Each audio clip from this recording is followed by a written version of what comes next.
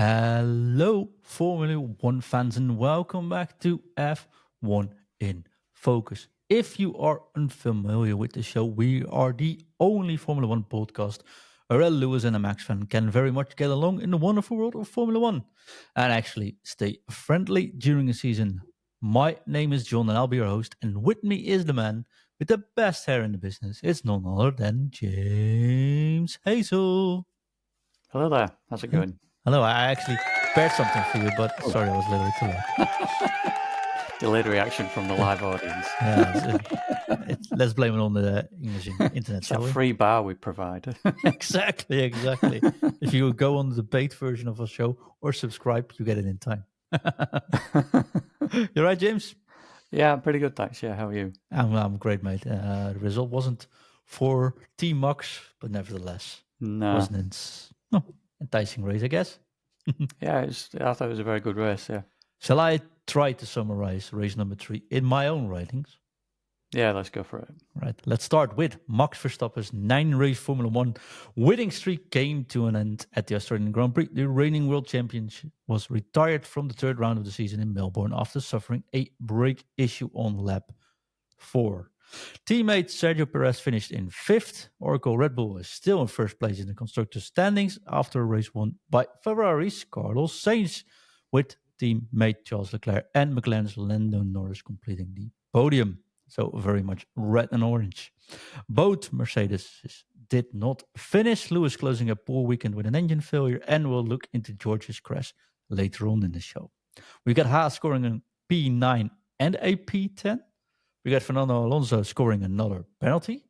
Again, we haven't seen the Alpines at all, and neither have we seen Daniel Rick this weekend. Yuki showing whose balls at RB or V Corp. The Saubers looked cool, but can't stay cool at the bottom of the grid.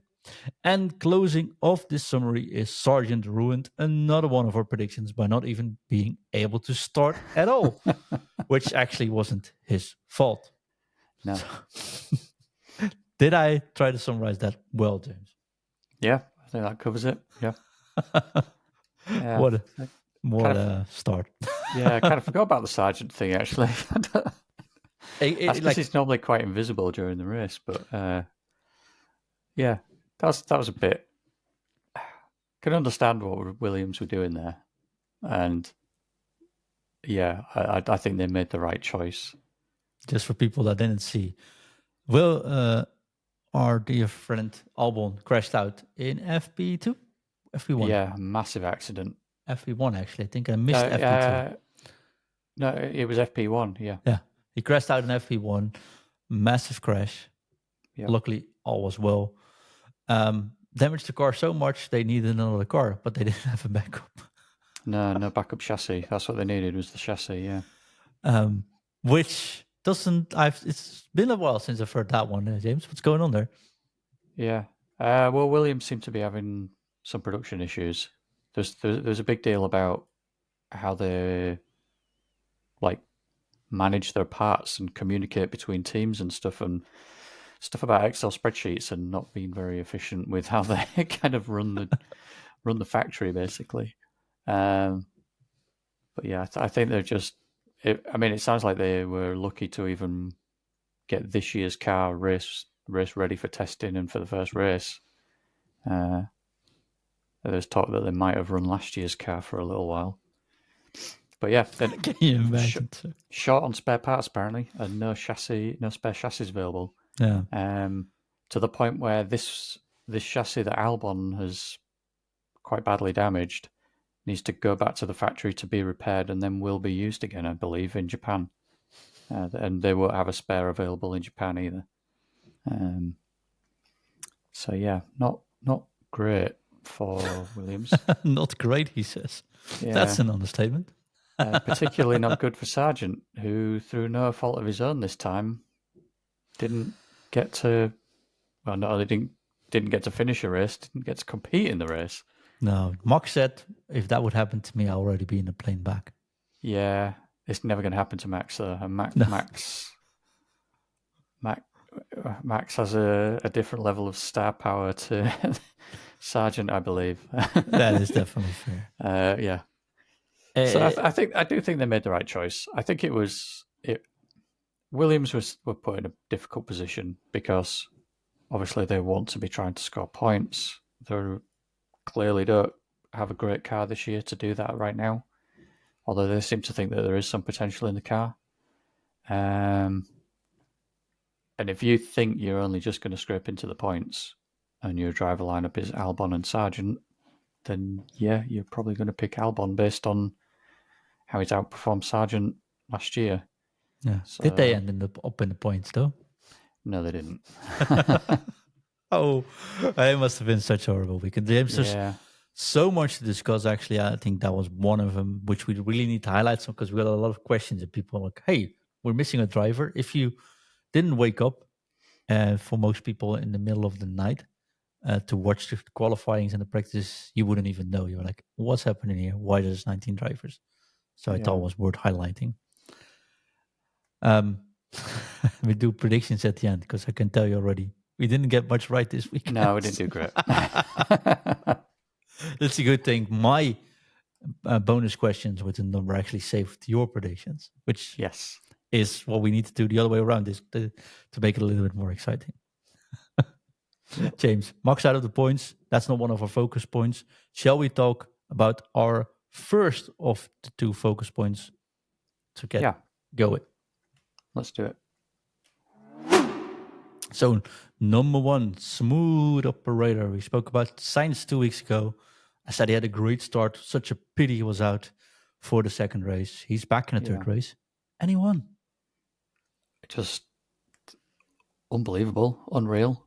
Like, he's still got all of the, he's still all kind of strapped up with all the surgical, the padding type stuff that they put over a wound from surgery and stuff.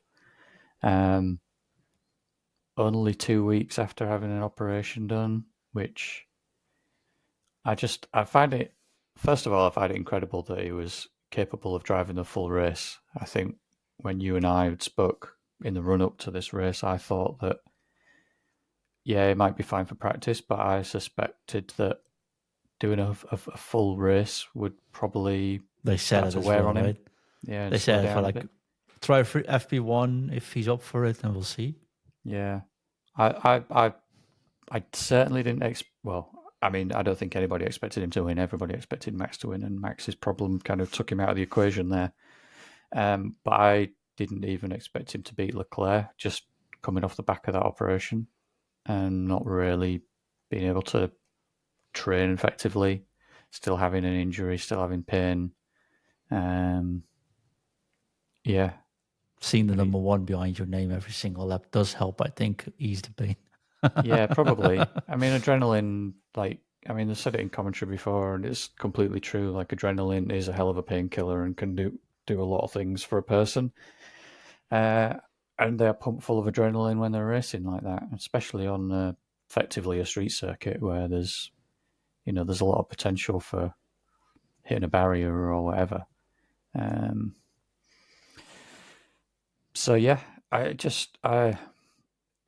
was great all through all the practice sessions. He was great in qualifying, and his race was just perfect. I mean, he didn't put a foot wrong at all. Managed his tyres well.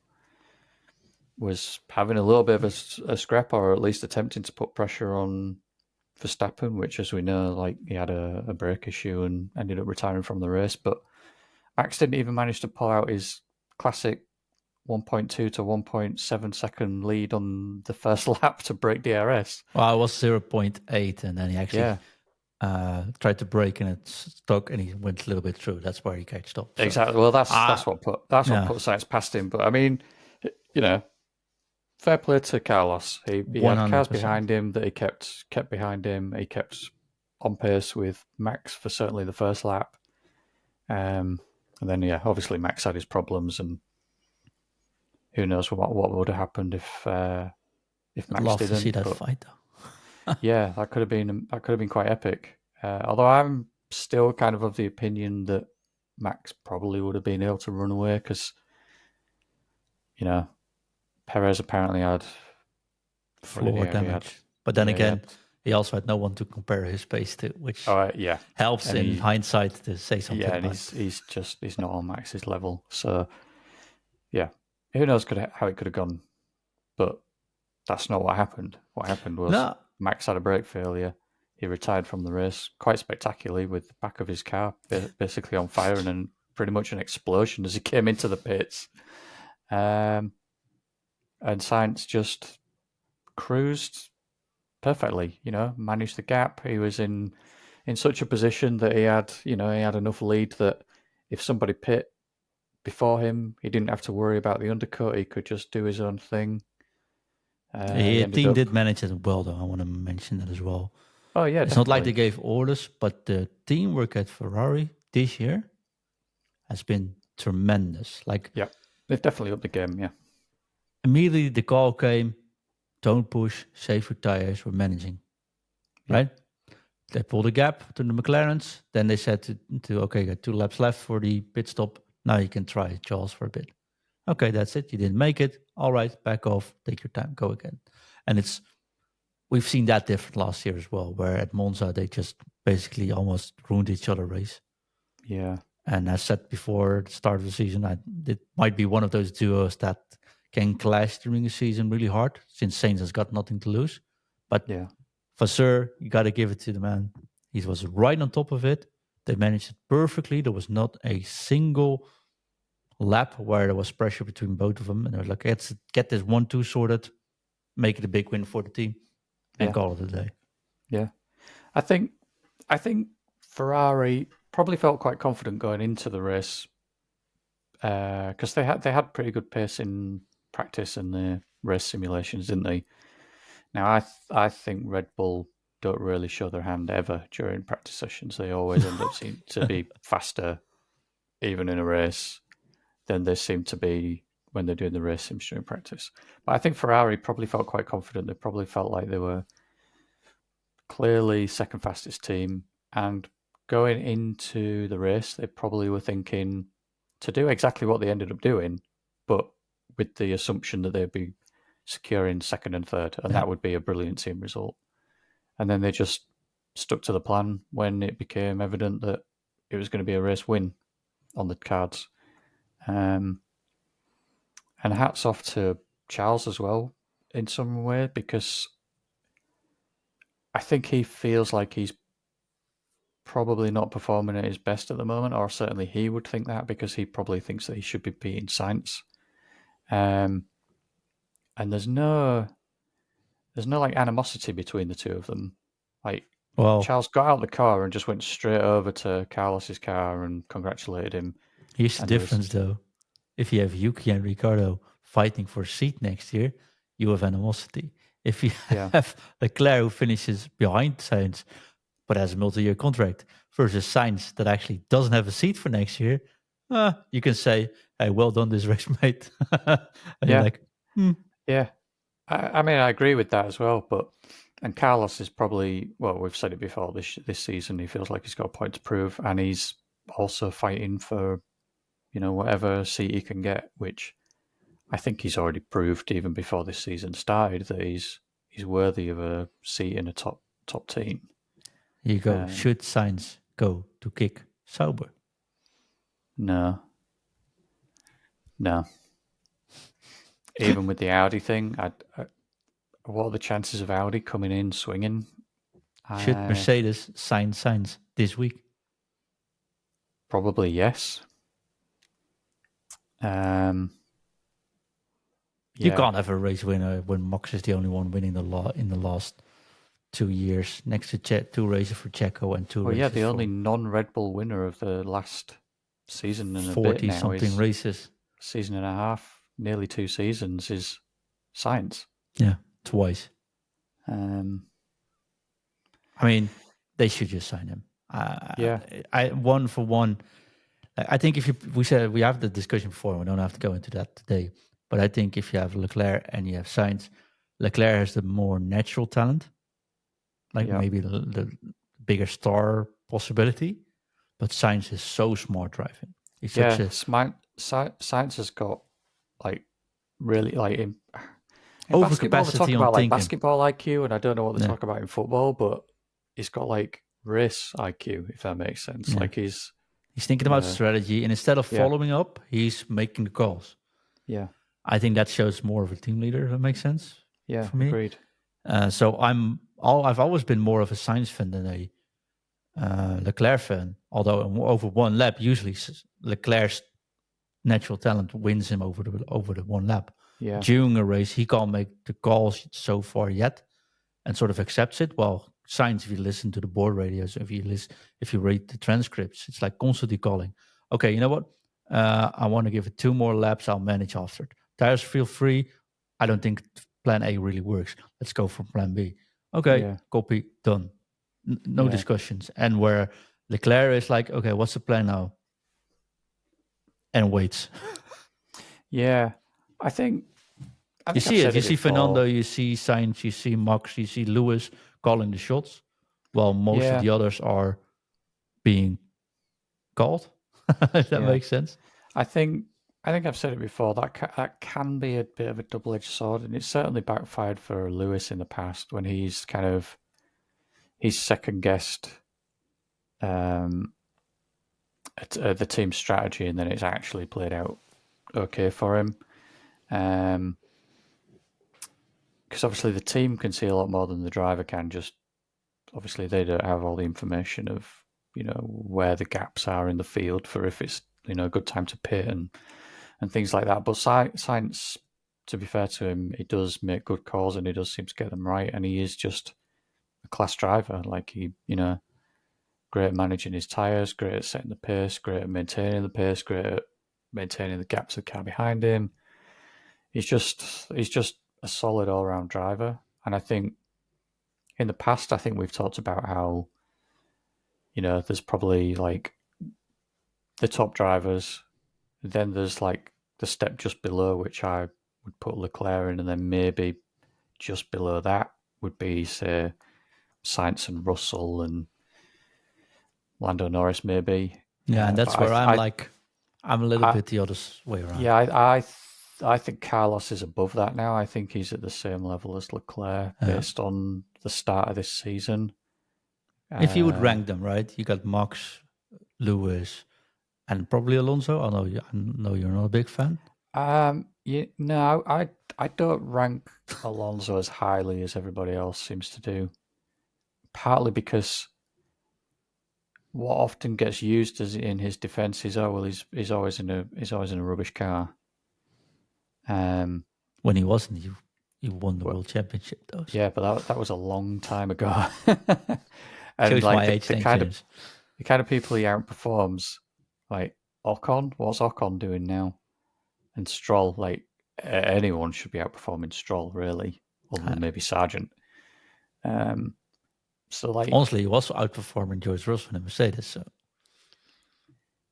yeah, well, ish. I think Russell was probably going to get him before the end of the race. He was right on him with 2 more laps to go. We'll discuss that in the next focus. Yeah, we'll get to that in a bit. Yeah. But anyways, Sainz, perfect race. Yeah, very much congratulated on that. Don't win the next one, please, for a Max fan.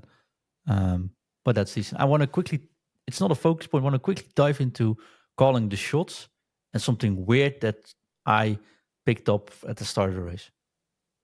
Okay. Lewis Hamilton being on soft, starting in the middle of the grid at 11th, while they're on a softer compound than last year, knowing tire wear is going to be shredding those tires in like 3-4 laps. Pirelli says we won't see softs being used because they will be done in 3-4 laps. Everyone starts on mediums. Some even starts on hards. Lewis starts in midfield on softs. That can only work if you have a incident and there's like you can gain 2, 3, 4 places on before that happens, and then you get a safety car. Even a safety car, I don't think it works. Exactly. I was like, even then, it's such a high risk because in 3 laps, you'll be overtaken by everyone else, or at least the guys behind you, probably. Are they that desperate? Is it just a bluff call and try to gamble it? What's going on here? I still can't figure that one out. I think it was just a big gamble. I think but you're 11th. You can still get points as a Mercedes then, right? Yeah, true. But I think He would have been if you, fifth if you look thing at is, the current. Hamilton really, he'd been struggling pretty much all weekend. He just was not settling with the car for whatever reason. And my thought on it is that they just took a massive gamble, but then Hamilton did seem to kind of question it, which I don't understand because you'd think he'd be part of the conversation Exactly, about yeah. what tyres to pick. But he sat on the grid saying everyone around us is on mediums. I don't know if we've done the right thing here. Yeah, but you knew that would be happening. I could have made Yeah, that you'd think gamble so. like a You'd day think earlier, saying everyone will exactly. be starting on medium, except Yeah. Zeus from pits. He'll start on hard. That You'd. I mean, the only way that that soft tyre was going to work to his advantage was if there was a red flag. That is basically the only way that was going to work. which Because we even if hardly ever get in Australia. what there was 3 last year, wasn't there? Or 2, I can't remember. But I was going to say, yeah, the only way that works is on a red flag because if it's anything other than that, such as a safety car, yes, you get a cheaper pit stop, but you still have to pit way earlier than everyone else. And if you're pitting for your softs, the chances are the other cars aren't also pitting off their mediums. It'd have to be a safety car within the first 10 laps for this to actually work for the soft tyre. The medium runners probably aren't pitting.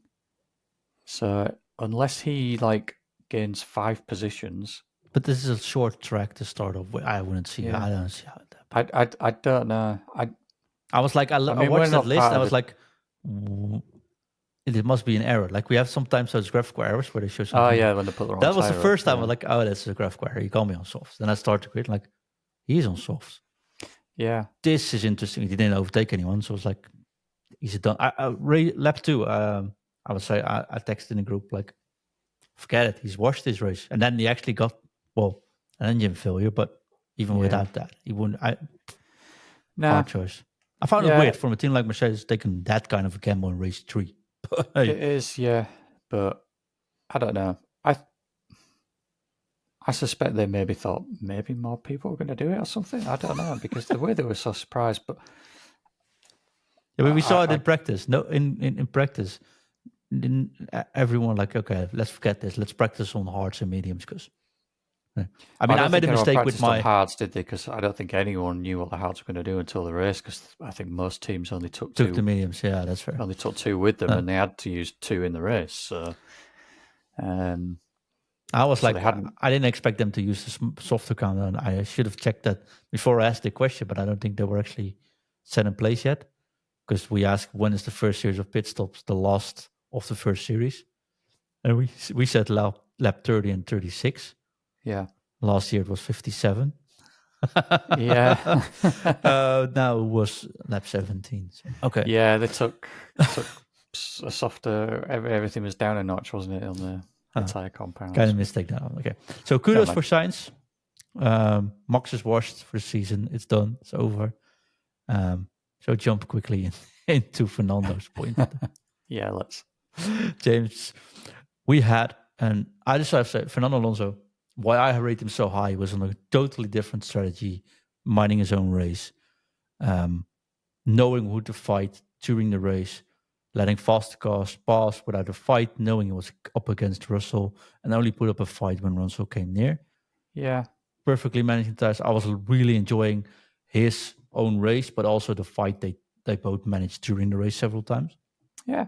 I mean, one thing I can't take away from Alonso is, talking about like race IQ or whatever you want to call it, that I just complimented Sainz as having. Fernando's got that. He's not stupid. He knows what he's doing. He knows what other people are doing. He's very aware, and he's also calm, very, very good tactically minded. Like that pass from Perez, like he basically just let Perez past. Yeah. And it was quite surprising to see that at first. But then you think, well, what's the point? Perez gets past him. But then Perez barely pulled away from him, and he just stuck in the DRS. You say, yeah. He just let Perez kind of drag him along a little bit. Maybe didn't plan out quite as Alonso wanted, because it turns out Perez, after he got past him, wasn't actually that much faster anyway. He didn't make any impression on the cars in front of him. But yeah.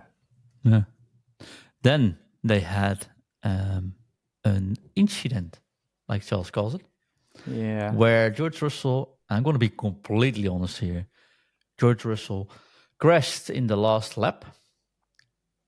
Really hard, it looked like. Actually, just was really unlucky where he landed. Some of critical point. And the first thing Second I from was last. like, It wasn't quite the last lap. It was the penultimate lap. penultimate lap, sorry. Yeah. And I have to be honest that my first reaction was, oh, George, not again, mate. But there was something else going on. Explain it. Yeah, I sort of felt that until I saw the replay. Like the onboard replay in the run up to the accident.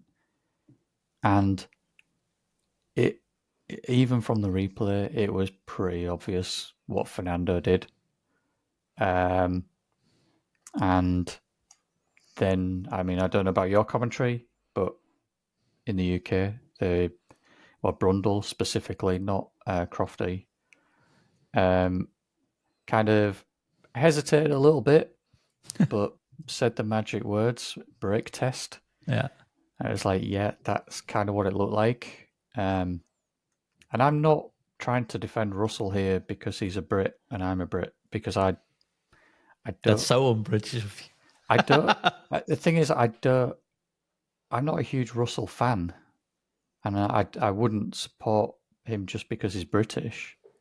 I'm not a huge fan of his attitude sometimes, and I the way, especially the way he gets on the radio. I don't think he's quite the team player that he likes to think he is, or likes to have himself appear to be sometimes. And honestly, I don't think he's on the same level as Carlos Sainz and Leclerc and obviously Max. And I don't think he's, even with how this season started, I don't think he's on Hamilton's level. But that accident, I don't think was anything to do with Russell. And I would defend him on that. Because just to make sure, I do as well. Right? My first reaction was, oh no, George, you can't take the pressure, mate. Oh, what's going on here? But after I saw the replay, I was like, ooh, we didn't text live because you were asleep. But I was like, that was... So what happened is he actually didn't brake harder. He took a slower line into it to make sure Russell couldn't take all the pace into the corner and overtake him over that straight. That was his plan. But the difference between what he did that lap and the laps before that was so large. 100 meter earlier, I think he took his foot off the gas 100 meters earlier. Apparently, he was touching the brakes, but not enough to really make a difference to his slowing speed. He did a downshift and then upshifted again. Now it is a smart move. That was sort of like, sort of. He did it. It was obvious what he was trying to do. He just did it completely wrong, and he did it way too early. And he did it in a way that you really can't. And I mean, if you read the report on it, what they're basically saying is he effectively braked, because for anyone who's like newish to Formula One or doesn't quite know, taking your foot off the gas is not like taking your foot off the gas in a regular car. Like the amount of downforce these cars generate, taking your foot off the accelerator in a Formula One car is like touching the brakes in a regular car. Like this, their slowing speed is that quick just from lifting. No, if you take your foot off the brake, the Formula One car slows down faster than your regular car would do when you smash your brakes. Yeah, they slow down very quickly even without touching the brakes, just because of all the downforce that they generate. So, like, I saw people talking about like, well, Russell was like, he's quite far behind him. He had time to react. Well, no, not really, because the speeds those cars are going at, distance is obviously relative to speed. So the faster you're going, the bigger the gap can be, but your reaction time is still smaller because everything's happening so fast. And the car in front doesn't have brake lights, so he can't tell that he's braking. And he's suddenly slowing down way earlier than you'd expect him to be. but then accelerated again into the corner because he'd slowed down too much and he'd come off the gas too early by the sounds of it. So it kind of put Russell in a bad spot that, it is, it is by definition a brake test, even though it wasn't really using the brake. You're effectively slowing down in an unusual spot to surprise the car behind you and cause them to be flustered. And whilst you're obviously, as the driver of the car doing that, fully aware of what you're doing, but the car behind you can't predict or anticipate any of it because you're supposed to be racing to racing speed, racing lines and braking points and things. And yeah, sometimes cars will brake a little bit earlier. And people have talked about, say, Perez in Abu Dhabi in 2021. What was the other example people were talking about? Even Magnussen last race at Jeddah. But what they were doing was just slowing down more than normal for corners and things like that, or taking sections of track where nobody can overtake at a slightly slower speed. Yeah. Not braking effectively on a part of the track where you're still full throttle. So yeah, Russell kind of blamed himself, but until after the race he saw it back, I think. Yeah, I think he was quite harsh on himself to do that in the first place. I mean, he was second interview I saw, so it was already I just seen the footage and I kept why I think and then he actually I got it. He's stamping on the brakes. Russell explains that from his perspective, this is his explanation to the stewards. Yep. So they were both summoned to the stewards to do their story. The official statement was, from my perspective, Alonso's maneuver was erratic, took me by surprise and caused me to close distance unusually fast, and with the resulting lower downforce at the apex of the corner, I lost control and crashed at the exit of the corner. There was no contact between our cars. Telemetry shows that Alonso lifted slightly more than 100 meters earlier than he ever had going into that corner during the race. So and Alonso did explain to the stewards, so we got to give him some credit here as well, I think. Alonso's statement says, my plan was to slow down earlier, but I got it slightly wrong and I had to take extra steps to get back up to speed.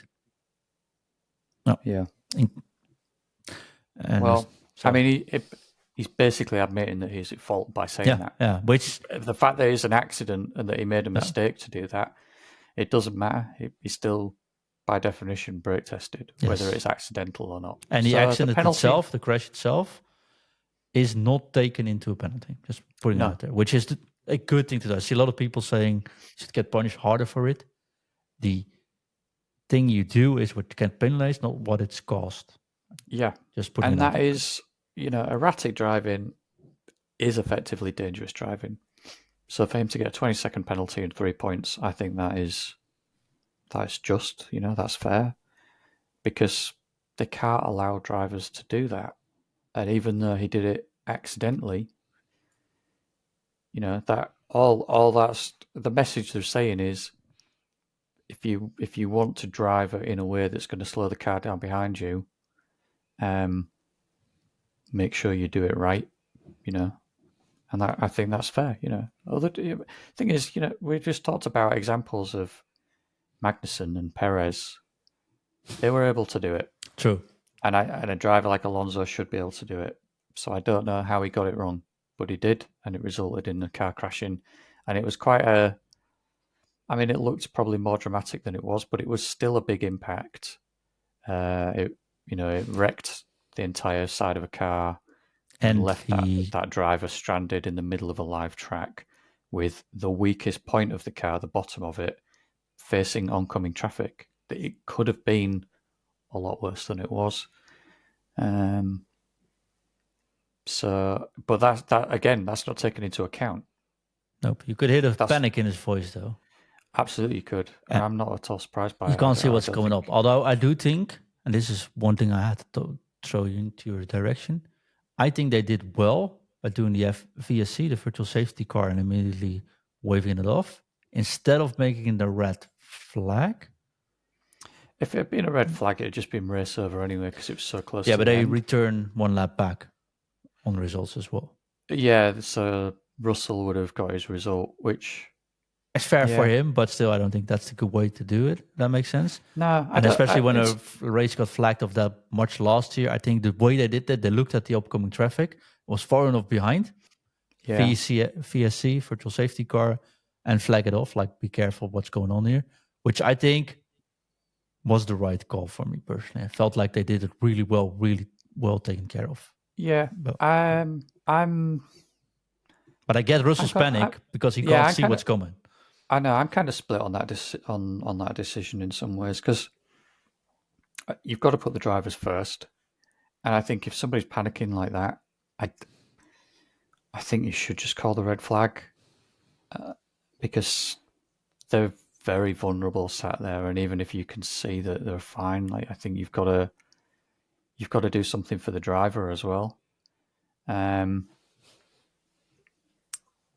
Not just like obviously the VSC protects them and them looking and seeing it, but like I think, yeah, I just think the red.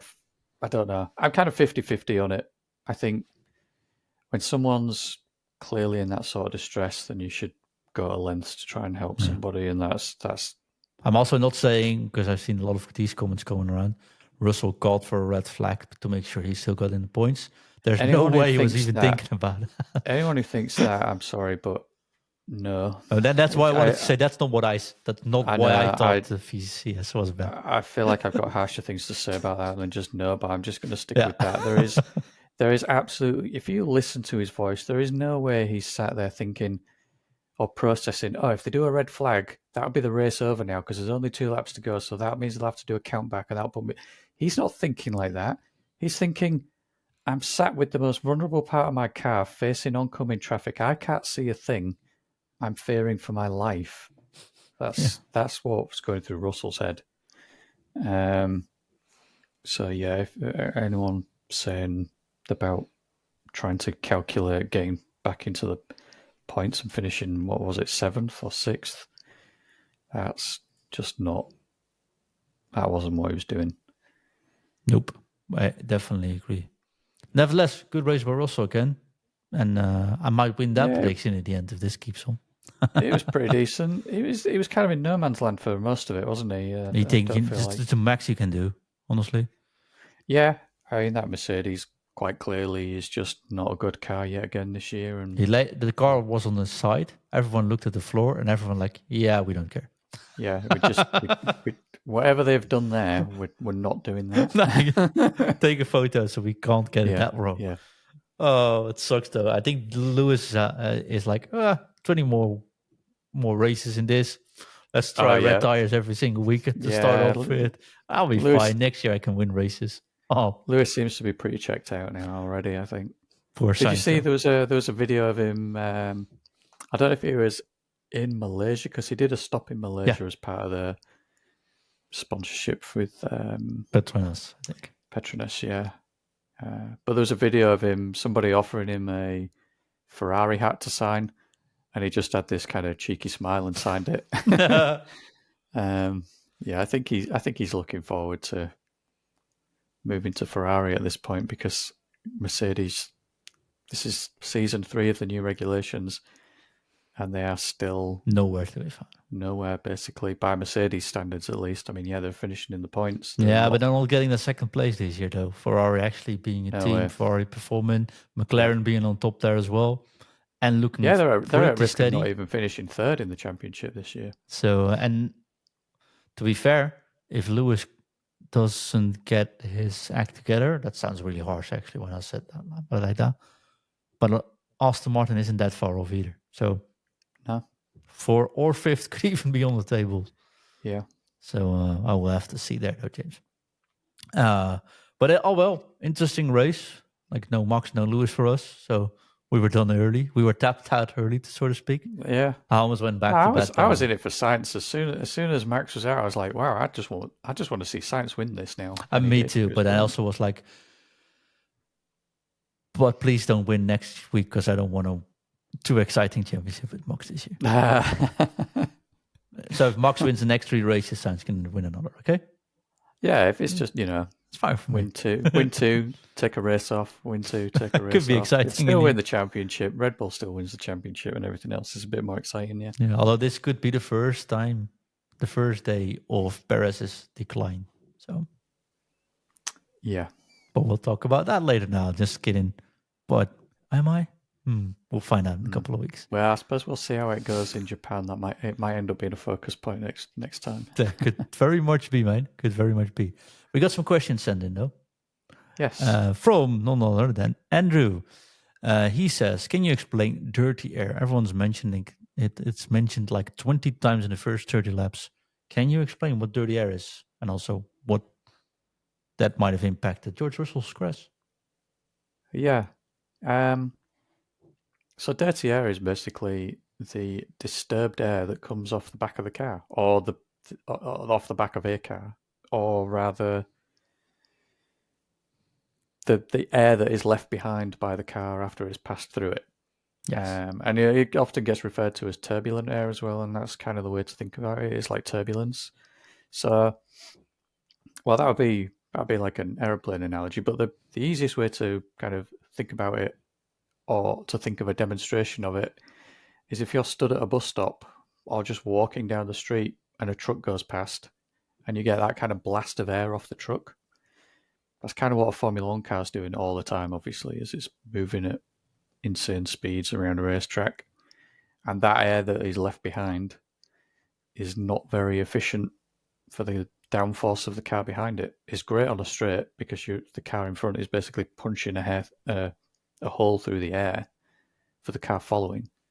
But going around a corner, all that disturbed air is really messing with the downforce of the car behind it, because like the front wing, the rear wing, and all the other bits that are using the air to create downforce in the car are doing that way less efficiently because the air is so disturbed before it even hits the car. Yeah. So if you're following a car on the straight, it's called slipstream because there's enough space behind it, between you guys, and you're doing enough space plus in a straight line to make sure the air is super efficient.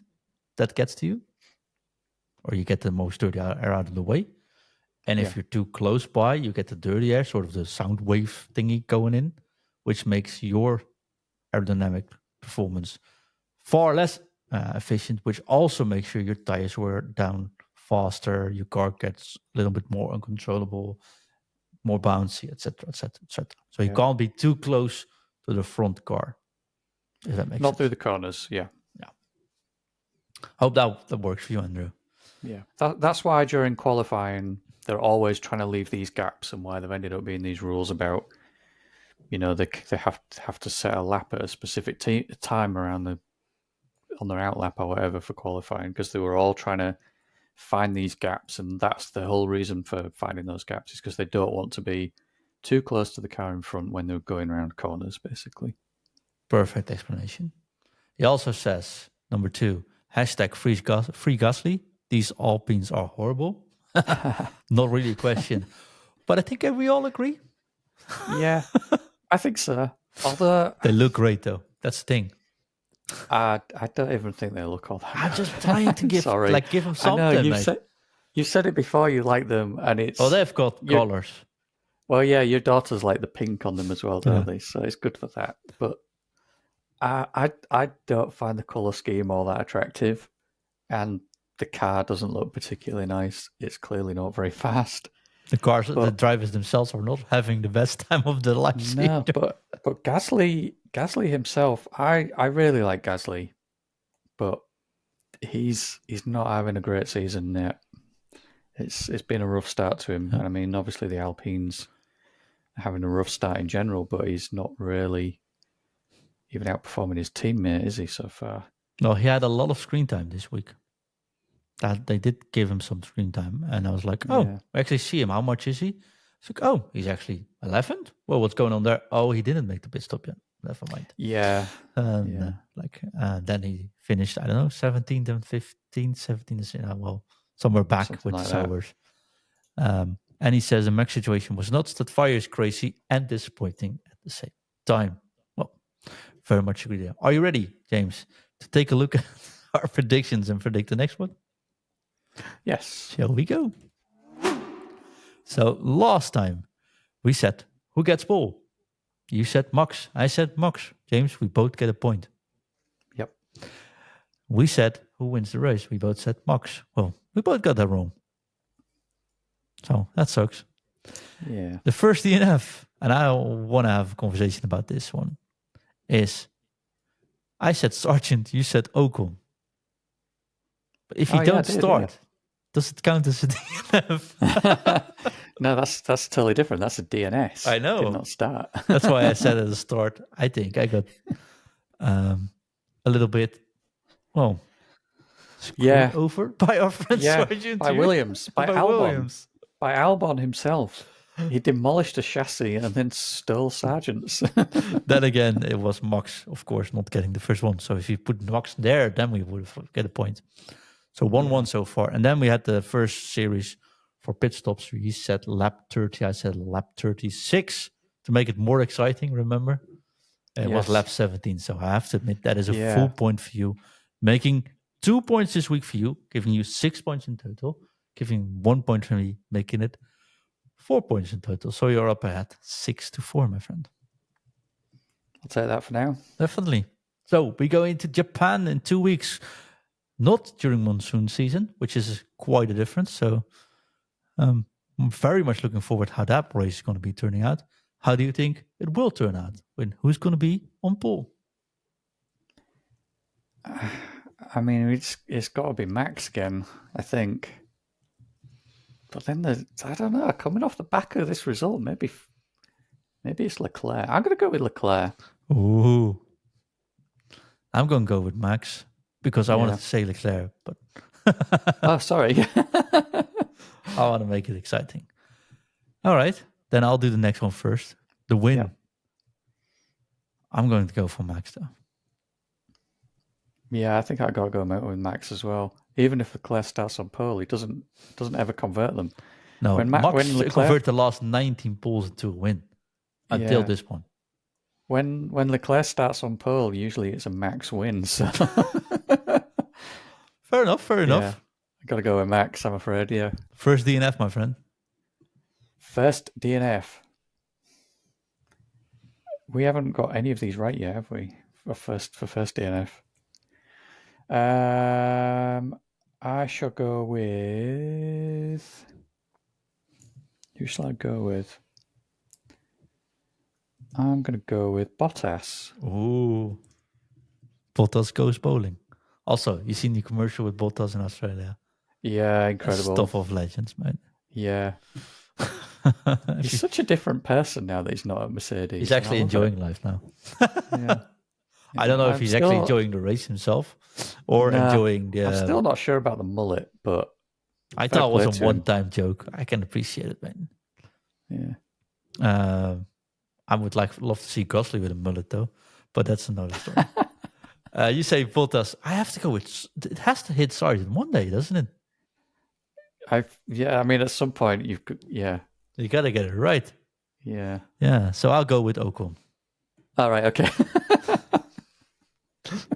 This will be the weekend where Sargent DNFs first. Yeah, or maybe Albon crashes out in practice, and this time, or Sargent crashes out, and this time he gets Albon's car. No, it's not happening. No. They're probably still denting out the chassis by the time they hit Japan, though. Yeah. James, the number bonus question. So we have one question, which the other one can make up every single week and has to have a number as an answer for the predictions to make sure the one who gets closest gets a point. Else we won't get any predictions right this year, I'm afraid. Yeah. And this one is yours. I'll ask the question and you can answer first. And my question this week is, how many cars will finish a lap down?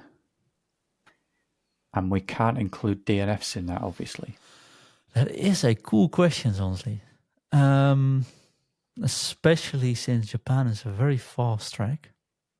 Yeah. A lap down to the winner, that is, right? Always. Yes, yeah. I have to make sure that helps. So if you look at the official results, it's who finishes plus one lap, basically.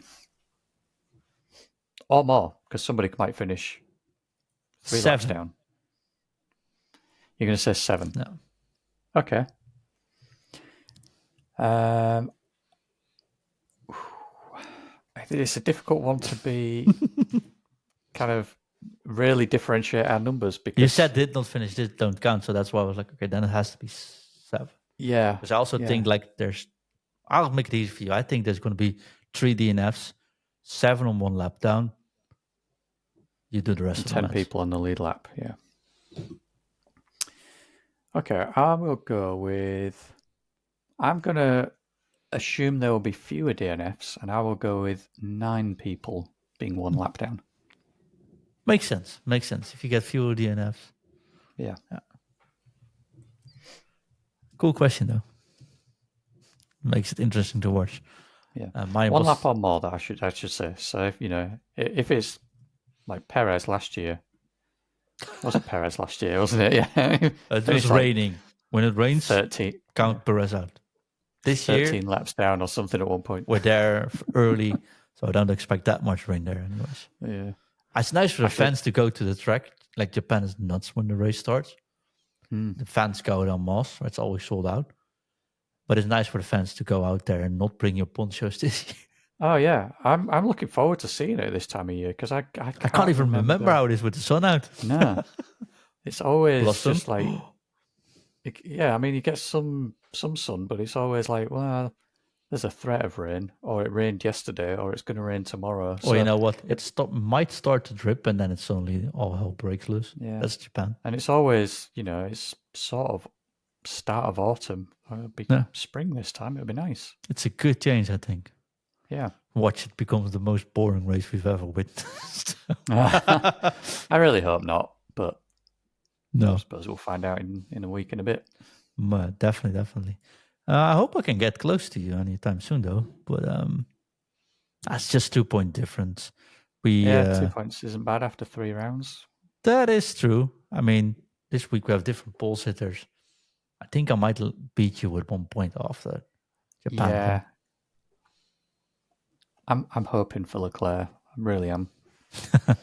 If anyone in Ferrari, having said that, Carlos out qualified him even with his appendix out. I think it saves weight this weekend. Yeah. I don't think it saves much weight, but I don't know. I was like, can I get it out maybe as well? Does it help? I suppose every ground counts in Formula One, but yeah. Well, it doesn't matter that much anymore. But no, James, thank you very much. And I also want to close this show by saying thank you to everyone listening and watching our show.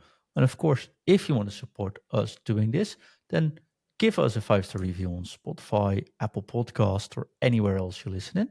And if you're like, hey, we don't want to support you, but we do appreciate you, then do the same thing. It's free. It takes 10 seconds of your life off, and it means the world to us.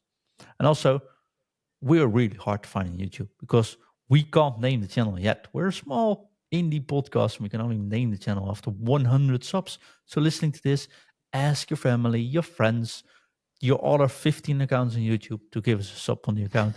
Get us to 100. Get our name checked, and so we can do this. Also, James, little surprise.